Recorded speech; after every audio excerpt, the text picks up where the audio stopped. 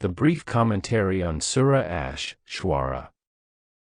Interpretation of the 87th verse of Sura ash-shuara. It is narrated from the words of Abu Hurairah that the Prophet, peace and blessings of Allah be upon him, said, "On the day of resurrection, Ibrahim will meet his father Azar, whose face will be covered with dust and blacken, and will say to him, 'Didn't I tell you not to disobey me?' His father will say, 'Today I will not disobey you.' Then Ibrahim will say, 'Lord, you promised me not to disgrace me on the day when they are resurrected, but what could be more shameful than the removal of my father?' Then Almighty Allah will say, 'Verily, I have made paradise forbidden for the unbelievers.' Then he will be told, 'O Ibrahim, what is under your feet?' He will look under his feet and see a hyena stained with blood, which will be seized by the feet and thrown into hell." This hadith was reported by Al-Bukhari.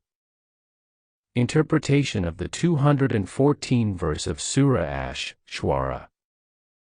It is reported that Abu Hurairah said that when the words were sent down to the Messenger of Allah, peace and blessings of Allah be upon him, the words, "Warn your closest relatives," he said, "O Quraysh, by your souls, because there is no way I can save you from Allah. O sons of Abd Manaf, there is no way I can save you from Allah. O Safiya, and of the Messenger of Allah, there is no way I can save you from Allah. O Fatima, daughter of Muhammad, ask whatever you want from my property, but I will not be able to save you from Allah." This hadith was narrated by Al-Bukhari and Muslim. It was also transmitted by Ahmad, and Nasai, Ad-Darimi, and others. The brief commentary on Sura Al-Kasas. Interpretation of the 56th verse of Sura Al-Kasas. As-Sadi said, "The Almighty told His Messenger, peace and blessings of Allah be upon him, that he is not able to guide even the most beloved person to the straight path. And all the more other people are powerless before this. Not a single creation is able to make a person believe, because this is the exclusive right of Allah Almighty. Some people Allah guides to the straight path, because He knows that they are worthy of this great honor. If a person is not worthy of this, then Almighty Allah leaves him to wander in the darkness of delusion." Here it is appropriate to recall another Quranic revelation, which says, "Verily, you point to the straight path." This revelation means that the Messenger of Allah, peace and blessings of Allah be upon him, showed mankind the path to salvation and explained how to follow the straight path.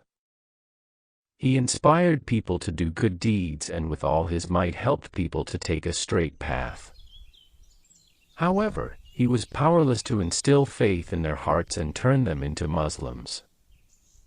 If he were capable of this, he would first of all instill faith in the soul of his own uncle Abu Talib, who did him a lot of good and gave him all-round support.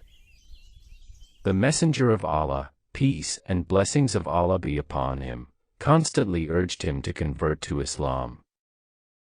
And his sincere instructions were much more expensive than the good attitude that Abu Talib showed towards his nephew.